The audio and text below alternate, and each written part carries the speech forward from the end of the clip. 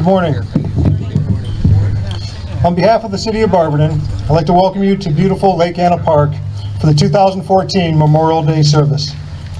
Memorial Day was first enacted in memory of the soldiers who fought in the American Civil War, but later Memorial Day was expanded to pay tribute to the soldiers who fought in all American wars, including world wars.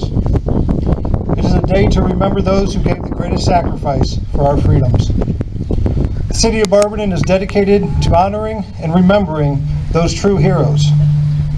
I consider it a great privilege to have this opportunity on behalf of the people of Barberton to pay tribute to all veterans and those who gave their lives for this great country.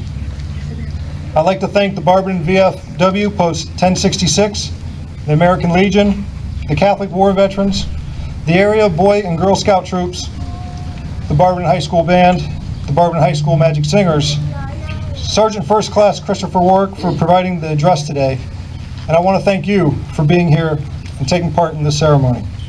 Again, welcome to Lake Anna Park for today's Memorial Day service. Thank you.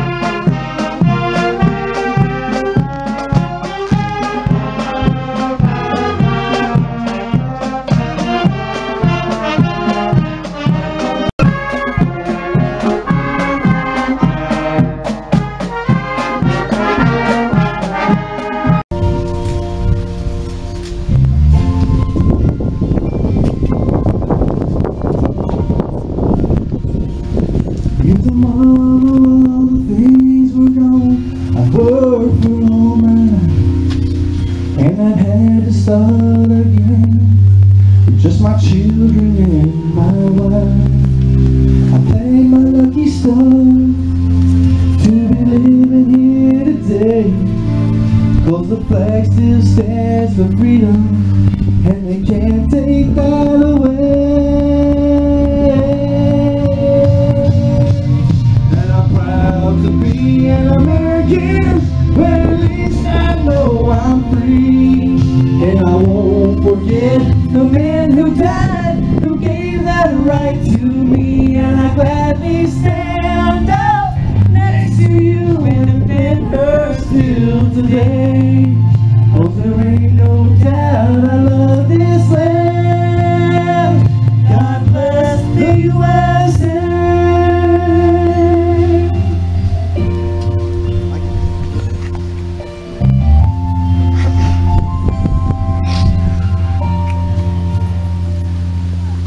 From the lakes of Minnesota to the hills of Tennessee, across the plains of Texas, from sea to shining sea, from Detroit down to Houston, and New York to LA, where there's pride in every American heart, and it's time we stand and say,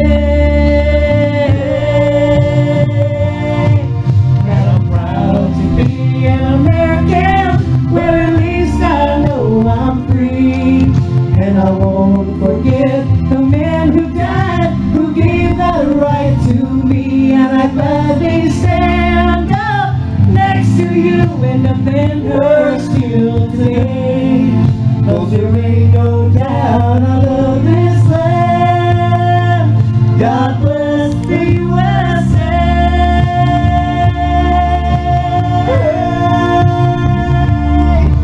And I'm proud to be an American, but at least I know I'm free. And I won't forget the man who died, who gave that right to me. And I gladly stand up next to you and defend her still today. 'cause there ain't no doubt about this land. God bless the USA.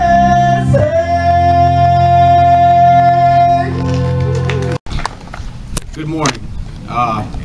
It's a pleasure, like always, to be here in your small town of Barberton, Ohio. Today is Memorial Day, and many of us are celebrating because we have a day off work and summer is finally here. While spending time with friends is great, let's also take a moment to reflect on the true meaning of the day, to honor the servicemen and women who lost their lives while serving our country, often to make our own lives better and the United States an even greater place to live. While many have forgotten the origins and traditions of Memorial Day, some places still take the time to honor the dead who have served our country. Originally, the celebration was to honor those who fought in the Civil War. It was adapted to remember all service members who have served in all wars. Once again, thank you for coming out this beautiful morning to celebrate with the Barberton residents here at Lake Anna Memorial. I'm honored that I have been asked to share a couple words with you this morning as part of the annual Memorial Day celebration here in Barberton. Many places call themselves the birthplace of Memorial Day, from Charleston, South Carolina to Columbus, Mississippi, to Bloomsburg, Pennsylvania, and Waterloo, New York, the official birthplace of Memorial Day. All of them have claimed to be the first to decorate the graves of the Civil War soldiers. Newspapers from the late 1860s suggested that the Confederate widows were the first to decorate the graves of the fallen, and this took place before the end of the war. While the Civil War raged on, a small group of grieving women, mothers, wives, daughters, sisters, and other loved ones, were cleaning the graves of their recently fallen Confederate soldiers in Friendship Cemetery at Columbus, Mississippi, and would place flowers upon those graves.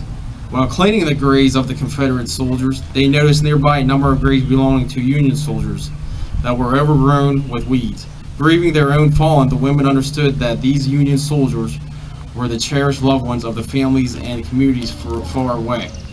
They cleaned the lots along with their own and placed flowers upon the graves of the Union soldiers.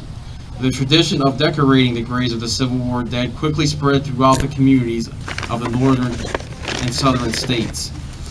The idea of honoring the dead on both sides of the great conflict was a gesture of healing and reconciliation in a land ripped apart by war. Sadly, the day set aside to remember the fallen dead has been forgotten by the younger generation sometimes. The parades that celebrate our soldiers who fought for us have been silent and no longer fill the streets. The graves of those who have served and forgotten are often not decorated with flowers.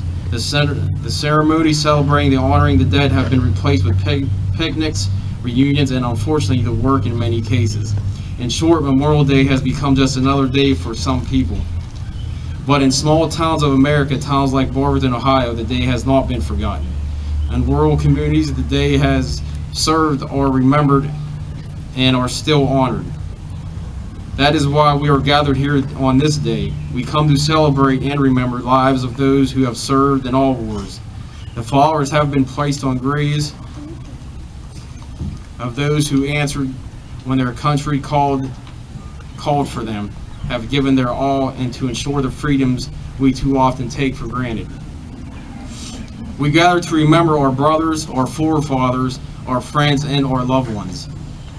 They serve to defend our nation and to ensure the freedoms we enjoy every day. I say this day will probably be forgotten by some people by the time you get home, but the deeds of these men, these loved ones buried here on this sacred piece of ground, will never be forgotten. Let me cite some facts, because facts have a way of not allowing you to ignore them. In 80 months in the Revolutionary War, there were 10,623 casualties with 4,435 deaths. The Civil War lasted 48 months with a total of 620,000 casualties. World War I lasted 48 months with 323,000 casualties and 116,000 deaths. World War II lasted 17 months with 495,000 casualties and 400,000 deaths. In the 37 months of the Korean War, there were 136,935 deaths. In 90 months of the Vietnam War, there were 211,471 casualties with 47,369 deaths. In the 1 month of the Gulf War, there were 760 casualties with 293 deaths. And with the war on terrorism, our current war, we have had 6,800 deaths of the service members of women and men. Those Americans who died in all these wars, and more could be mentioned, because they did their duty, and we know who they are. As we visit the cemeteries and note the dates of their shortened lives on the headstones, we know their loved ones, their wives, mothers, and their children, and their friends who shall always miss them. They have left a legacy of freedom, and they taught their children and their children's children the value of sacrifice and work and virtue, the necessary conditions of freedom, and they taught us the love of our country. These soldiers have become our teachers. Their presence here and the words and the deeds of their lives remind us of human excellence and things for which we stand, of the courage that is necessary to maintain those things. They taught us what it means to be a citizen of the last best hope on earth. We should look at their courage, their resolution, and their actions. They didn't expect much from life, were without resources save only their wise heads and stout hearts. They thought themselves ordinary and ended up being great because much was expected of them. They didn't let the free world down. We must put aside those petty slogans and silly disreputes and pay attention to what is truly important.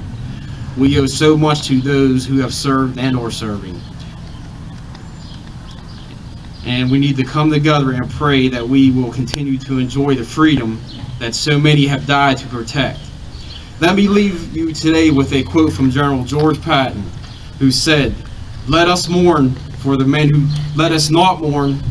who died fighting, but rather let us be glad that such heroes have lived today. Thank you, and God bless America.